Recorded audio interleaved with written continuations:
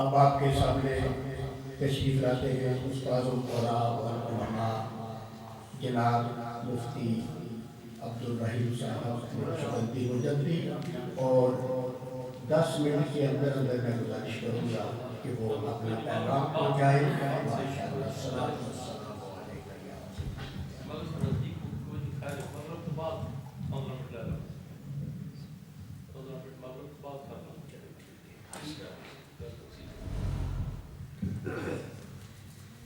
نحمده ونصلي ونسلم على رسوله الكريم، اما بعد فقد قال الله تبارك وتعالى في القرآن المجيد والفرقان الحميد: اعوذ بالله من الشيطان الرجيم، بسم الله الرحمن الرحيم، يا ايها الذين آمنوا اتقوا الله وابتغوا اليه الوسيلة، صدق الله مولانا العظيم.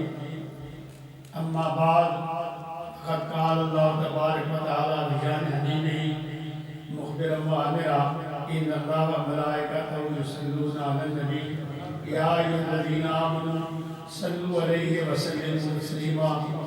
صلى الله على سيدنا محمد وعلى آل سيدنا محمد وبارك وسلم عليه. الصلاة والسلام عليك يا سيدي يا رسول الله وعلى آلك وصحبه يا سيدي يا حبيب الله. پیر طریقت راہبر شریعت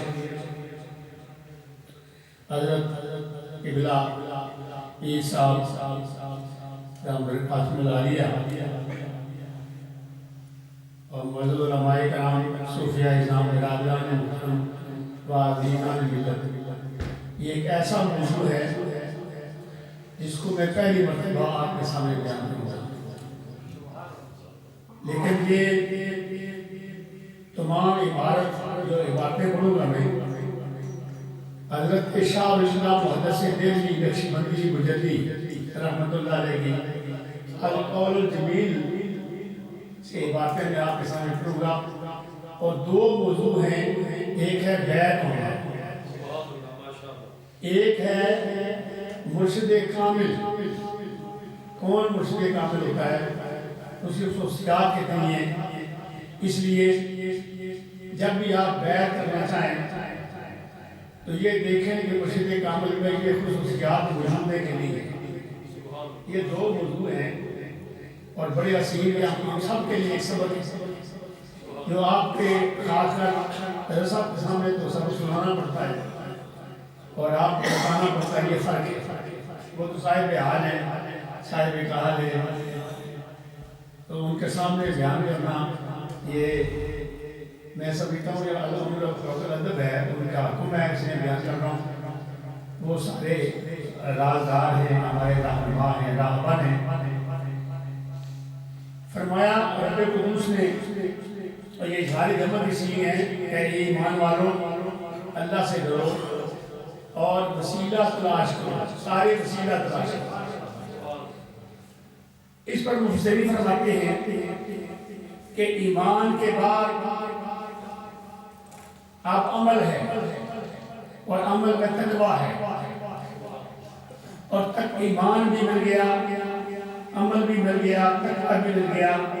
اب مومن ہونے کے بعد، متقی ہونے کے بعد اب مرشد کامل کی ضرورت ہے. اور وسیلے کے بارے میں مفسرین فرماتے ہیں اسے مراد مرشد کامل ہے. اور اللہ تعالیٰ کا ارشاد ہے مَن يَهْدِ اللَّهُ فَهُوَ الْمُهْتَدِ، جس کو اللہ ہدایت دیتا ہے وہ ہدایت یافتہ ہے. وَمَن يُضْلِلْ فَلَن تَجِدَ لَهُ وَلِيًّا مُرْشِدًا، اور جو جس کو گمراہ کرے اس کے لیے کوئی ولی، کوئی اس کا مرشد نہیں ہے. مرشد کہتے ہیں ارشاد کرنے والے. اور حضرت امام ربانی مجدد الفسانی شیخ احمد فاروقی صاحب فرماتے ہیں اللہ شیخ لہو فشیخ لہو شیطان، جس کا کوئی شیخ نہیں وہ شیطان اس کا شیخ ہوتا ہے، اس لیے اس سے بچنا چاہیے. اور حضرت عارف رضوی نے بڑا عظیم ترجمہ کیا ہے، فرماتے ہیں پیرا بغزی کے بے پیری سفر، بس پر آفت و خوف و خطر. میں مرشد کامل سے نسبت حاصل کر ورنہ تمہارے لیے گمراہی ہے اور کیسا مرید ہو. فرمایا چون گرفتی پیری تسلیم شو رحم چنان جو موسیٰ زیر حکم خضر رو. موسیٰ علیہ السلام اللہ کے نبی ہیں، رسول بھی ہیں، مرسل بھی ہیں. اس کے باوجود شیخ کی ضرورت پڑی حضرت خضر علیہ السلام سے ملاقات. اور پھر مجدد صاحب حضرت امام ربانی مجدد صلی اللہ علیہ وسلم میں یہ اشعار مضمون دروازے لکھے ہیں. فرمایا شیخ کی قوم ایک نبی کی امت کی. شیخ کی کتنی ضرورت ہوتی ہے، شیخ کی کتنی ضرورت ہوتی ہے. جیسے ایک نبی امت میں ہوتا ہے ایسے پوری قوم میں شیخ کی ضرورت ہوتی ہے. اور دوسری روایت فرمایا الشیخ فی اہل کا نبی من امت ہی فی امت ہی. شیخ اپنے اہل و عیال میں بھی شیخ ہونا چاہیے. تو ایسے ضرورت ہوتی ہے جیسے نبی اپنی پوری امت میں ہے. اب بیعت کرنا سنت ہے اور بیعت ہونا بھی سنت ہے. اس میں حوالے پیش کروں گا القول جمیع شاہ اللہ محدث دہلوی رحمۃ اللہ علیہ. یہ آپ کو بتاؤں کہ ہم بھی انہیں اپنا وقت کا مجدد مانتے ہیں، علماء دیوبند بھی ان کو مجدد مانتے ہیں، لیکن ہیں وہ نقشبندی مجدد. کیونکہ شاہ عبد الرحیم صاحب رحمۃ اللہ علیہ کے والد ماجد یہ حضرت امام ربانی سے ان کا فیض تھا. اس طرح آپ کا بھی فیض ہے. اور خواجہ معصوم رحمۃ اللہ علیہ جو قیوم ثانی ہیں اور حضرت امام ربانی کے صاحبزادے ہیں، ان سے یہ بیعت بھی ہے، ان سے سود خلافت بھی ہے، نقشبندی ہے. اور باقی سلاسل میں ان کو سلاسل اربع میں یہ بیعت کرتے تھے. شاہ اللہ محدث دہلوی رحمۃ اللہ علیہ وہ فرماتے ہیں بیعت کی پہلی آیت کیا ہے؟ ان الذین یبایعونک انما یبایعون اللہ. اللہ تعالیٰ فرماتا ہے محبوب جو آپ سے بیعت کرتے ہیں، جب اسے بیعت کرتے ہیں وہ اللہ تعالیٰ سے ہی بیعت کرتے ہیں. اس کا معنی جب شیخ بیعت کریں تو اس کا معنی ہے رسول کی وہ بیعت ہے. جو رسول کی بیعت ہے وہ اللہ کی بیعت ہے. اب فرمایا طریقہ کیا ہے؟ ید اللہ فوق ایدیہم. فرمایا بیعت رضوان میں صحابہ نے حضور کو دیکھا کہ صحابہ کرام ان کے ہاتھ ہیں، ان کے ہاتھوں حضور کا ہاتھ ہے. اور اللہ فرماتے ہیں میرے محبوب ان دونوں ہاتھوں میں ظاہری طور پر آپ کا ہاتھ ہے، لیکن ید اللہ فوق ایدیہم کے ہاتھوں پر میں خدا کا ہاتھ ہے. اس لیے اللہ فرماتا ہے وَمَا رَمَيْتَ إِذْ رَمَيْتَ وَلَكِنَّ اللَّهَ رَمَىٰ. تیرے محبوب تو نے نکری نہیں ماری، اس وقت تو نے ماری، لیکن وہ اللہ نے ماری ہے. اور اعلیٰ حضرت رحمت اللہ تعالیٰ نے بڑا عظیم میں دیکھا ہے اس کا ترجمہ. فرمایا دست احمد این دست ذوالجلال آمدہ در بیت ہو اندر قتال. اور پھر جب شیخ بیعت کرتے ہیں نا تو اپنا ہاتھ اپنے مرید کے دونوں ہاتھوں میں لیتے ہیں. یہ سنت ہے اور وہ نسبت حاصل ہوتی ہے جو دونوں ہاتھ رکھتا ہے. اور شیخ اپنا دائیں ہاتھ دیتے ہیں ان کے ہاتھوں دونوں ہاتھوں میں اور آپ اس کو نسبت میں ظاہر کرتے ہیں. اور عورتوں کے بارے میں حکم ہے کہ عورتوں کے لیے ایک کپڑا جو ہے نا ایک سرا شیخ کے ہاتھ میں ہو اور ایک سرا خاتون کے ہاتھ میں ہو اور شیخ اس کو نسبت ہے. فرماتے ہیں یہ سنت ہے. فرمایا ان البیت علی عکس منہما بیت الاسلام ہے. فرمایا کہ بیعت کے چند اقسام ہیں، بیعت کی چند اقسام ہیں. ان اقسام میں سے پہلی بیعت بیعت الاسلام ہے. کسی غیر مسلم کو غیر مسلم کو مسلمان بنانے کے اس کو بیعت کرنا پڑتا ہے اور اس کو ایمان کی تفصیل پڑھانی پڑتی ہے، کلمہ شہادت پڑھانا پڑتا ہے اور پچھلی توبہ کرانی پڑتی ہے. یہی شیخ کا طریقہ ہے. فرمایا دوسری بات کیا ہے؟ فرمایا وَمِنْهَا بیعت التمسک بحبل التقویٰ. دوسری بیعت کیا ہے؟ فرمایا دوسری بیعت یہ ہے کہ تقویٰ کی رسی کو مضبوطی سے پکڑنا ہے۔ اس میں فرمایا بحال تقویٰ، یہ تقویٰ کی رسی کو مضبوطی سے وہ شاعر پکڑواتا ہے کہ یہ تقویٰ کی رسی پکڑو، اس کا معنی خوف الہی کی تاری کرو اور اپنے گناہوں سے بچو۔ اللہ فرماتا ہے وَأَمَّا مَنْ خَافَ مَقَامَ رَبِّهِ وَنَهَا النَّفْسَ عَنِ الْهَوَىٰ، فرمایا جو اس پر خوف الہی تاری ہو گیا اور نفسانی خواہشات سے باز رکھا، اس کا نام تقویٰ ہے۔ اور پھر تیسری بیعت فرمایا وَمِنْهَا بَيْتُ الْحِجْرَةِ، تیسری بیعت بیعت ہجرت ہے، یعنی حضور نبی کریم صلی اللہ علیہ وسلم نے خود مدینہ شریف ہجرت فرمائی ہے، صحابہ نے ہجرت فرمائی ہے، اور فرمایا اس کے بعد چوتھی بیعت کیا ہے؟ وَمِنْهَا بَيْتُ الْجِهَادِ، چوتھی بیعت جہاد ہے۔ اب جہاد کی دو قسمیں ہیں، ایک جہاد بالکفار ہے، ایک جہاد بالنفس ہے، اور جہاد بالکفار سے جہاد بالنفس افضل ہے، اس لیے شیخ کی ضرورت پڑتی ہے۔ اور پانچویں فرمایا وَمِنْهَا بَيْتُ التَّوْبَةِ وَمُزْكِيًا لِلْأُمَّةِ مُزَكِّيًا لِلْأُمَّةِ، فرمایا پانچویں بیعت کیا ہے؟ بیعت توبہ ہے، اور اس میں تزکیہ نفس بھی ہے، تزکیہ قلب بھی ہے۔ جب شیخ اپنے کسی مرید صادق کو بیعت کرتا ہے تو اس کے پچھلے گناہوں کی توبہ بھی پڑھاتا ہے، کہتا ہے توبہ کرو پچھلے گناہوں کی، اور آئندہ اس کا تزکیہ کرتا ہے، اس کا توجہ سے تزکیہ بھی کرتا ہے۔ فرمایا کارنا سنتو علماء،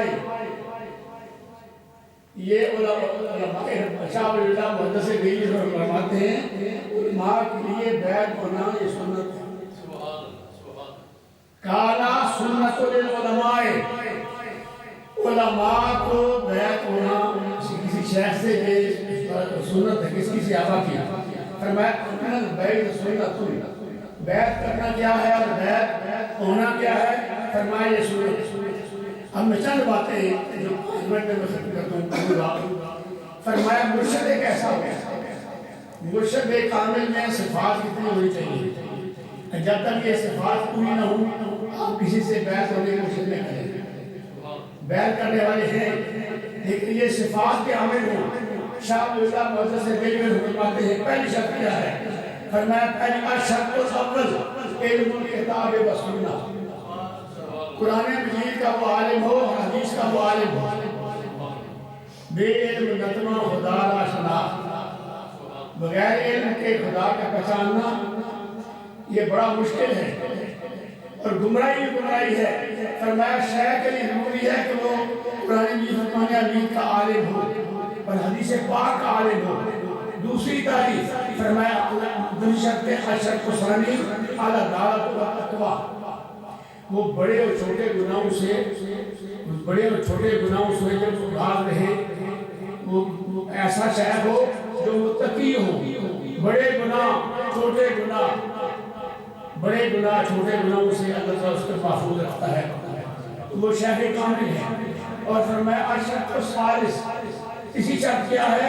ان یکون زاہداً فی الدنیا راغباً فی الآخرہ، دنیا کا تعلق دنیا ہو اور آخرت کا راغب ہو۔ کیا معنی ہے؟ فرمایا دنیا مزرعۃ الآخرہ، دنیا آخرت کی کھیتی ہے، وہ آخرت کے لیے کوشش کرتا ہے میری آخرت دوست ہو جائے، اور دنیا کا تعلق ہے کہ مطلب دنیا سے محبت نہیں ہے، اس کو دنیا نہیں کہتے۔ جب اپنے اہل و عیال کو کرو تو بھی صدقہ ہوگا، اور اپنے اہل و عیال کے لیے ضروری ہے کہ ان کی رہنمائی بھی کرو اور شادی بھی کرو، بچے بھی ہوں اور معاملات بھی ہوں، لیکن وہ ایسا تاریخ دنیا اور دنیا سے وہ محبت رکھے تو آخرت کے لیے اپنا سامان سفر کریں۔ چوتھی فرمایا شرط الرابع، چوتھی شرط کیا ہے؟ ان یکون عاملا بالمعروف ناہیا عن المنکر، وہ نیک کاموں کے لیے حکم دے اور برائی سے روکے۔ فرمایا کنتم خیر امۃ اخرجت للناس تأمرون بالمعروف وتنہون عن المنکر۔ فرمایا شیخ وہ ہے جو نیکی کو حکم دے اور برائی سے روکے، جو نیکی کو حکم نہ دے اور برائی سے روکے وہ شیخ کامل نہیں ہے۔ اب ارشاد فرمایا کہ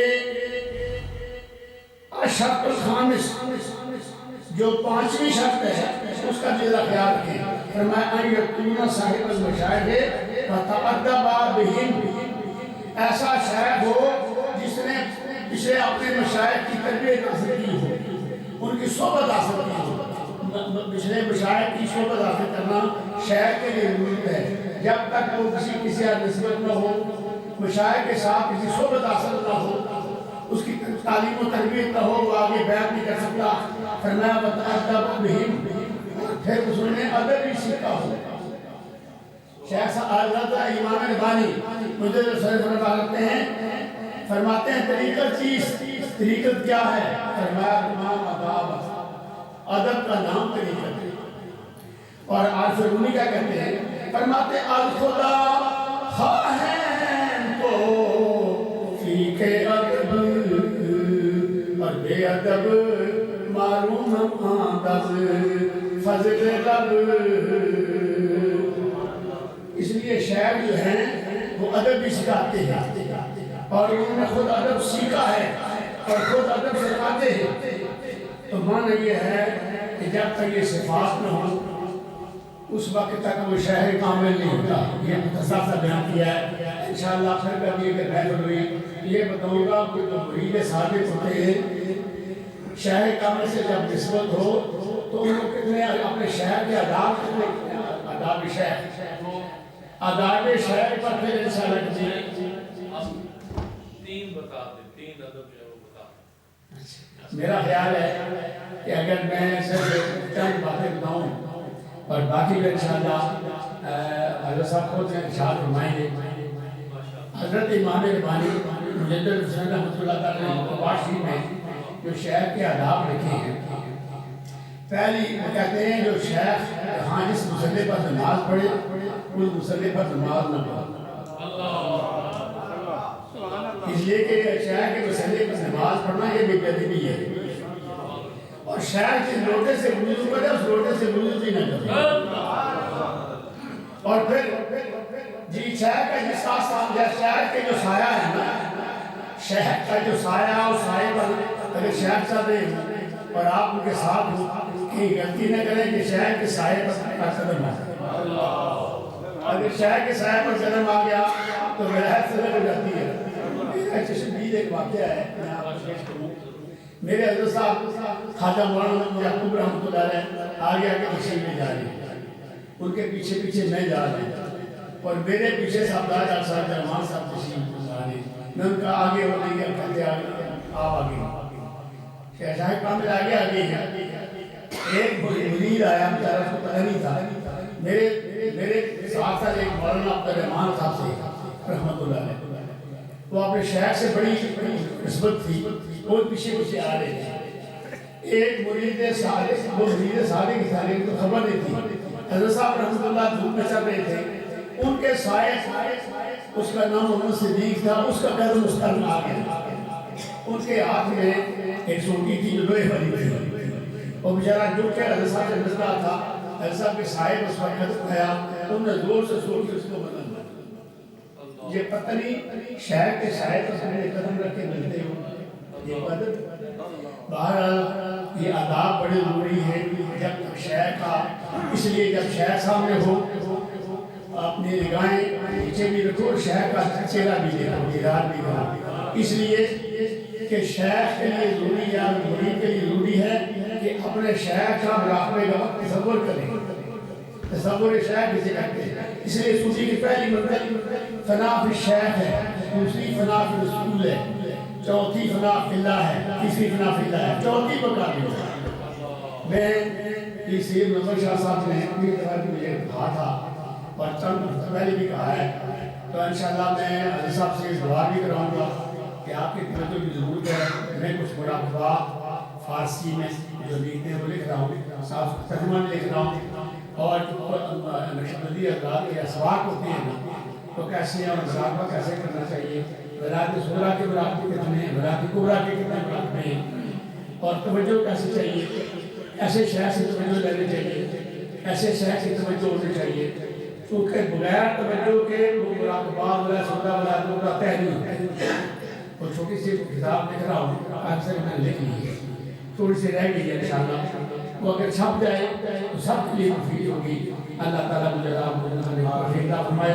اب حضرت صاحب اپنی توجہ فرمائیں گے انشاءاللہ، نگاہ بھی فرمائیں گے۔ اور ایک آپ کو میں خوشامد کرنے کا عادی نہیں ہوں، لیکن میں حقیقت پر مبنی ہوں۔ کافی سارے مشاہدات حضرت صاحب کے بارے میں مجھے ہوئے ہیں۔ میں نے ایک کتاب ابھی میں نے بتائی نہیں، لیکن وہ کتاب میں چھپا لی ہے، سن 1979 سے لے کر پچھلے 2016 تک وہ جتنی میں نے اچھی خوابیں دیکھی تھی وہ میں نے چھپا لی، ابھی صاحب کے سامنے پیش کروں گا۔ وہ چھپی کتاب ہے لیکن عام کتاب لکھنے کے لیے نہیں ہے۔ اس میں جتنے کیفیات ہیں، مشاہدات ہیں، اس میں لکھے ہوئے ہیں۔ حضرت صاحب رحمۃ اللہ علیہ، اپنے حضرت صاحب رحمۃ اللہ علیہ خصوصی وقت اور اپنے آپ کے شیخ ہیں، میرے بھی شیخ ہیں، میرے بھی مشاہدات ہیں۔ میں نے ابھی تک حضرت صاحب کبھی سنائی نہیں ہے، چند آیات میں سنائی ہے۔ بہرحال وہ چھپی کتاب اس میں ہیں، وہ باقی مشاہدے بھی ہیں، مشاہدے نقشبندیہ ہیں، مشاہدے چشتیہ ہیں اور مشاہدے سہروردیہ ہیں۔ باقی مشاہدے جتنے مشاہدے نقشبندیہ ہیں، ان مشاہدات جو میں نے کیے ہیں، جو مجھے پتہ لگے ہیں، وہ میں نے لکھے ہوئے ہیں الحمدللہ۔ تو اپنی یہ کیفیات ہوتی ہیں، اپنی ابھی کیفیات ہوتی ہیں۔ اصل میں مراقبات کے بعد مشاہدات ہوتے ہیں، کیفیات۔ اصل میں یہ سبق ہے جو میرے حضرت صاحب فرماتے تھے کہ نہ کوئی سیکھنے والا ہے، نہ کوئی سکھانے والا ہے، نہ کوئی طالب ہے، نہ مطلوب ہے۔ یہ بڑی کمی ہے، لیکن الحمدللہ میں آپ کو مبارک دیتا ہوں کہ آپ کے شاہ کامل کتنی صفات نے بیان کی ہیں، الحمدللہ ساری آپ نے بیان کی ہیں۔ آپ شاہ کامل ہیں اور ایسے شاہ کامل ہیں کہ پوری توجہ دیتے ہیں، کوئی توجہ لینے والا ہو، الحمدللہ آپ کو مبارک ہو۔ میرے شاہ ہیں، آپ کے بھی شاہ ہیں، میں خوشامد کرنے کا عادی نہیں ہوں، میں حقیقت کروں اس پہ، اس کے بارے میں میرے پاس ایک محمد افضل صاحب ایک پر بھی ایک کیفیت تعلیم تھی کسی بات کی، انہوں نے مجھے بتایا پھر اور وہ اپنے ایک دوسرے کو دیکھتے اللہ تعالیٰ مجھے عمل کرنے کو توفیق عطا فرمائے اور رہکاری اور دکھلاوے سے ہمارے ماشاءاللہ فرما لیں عقید مالک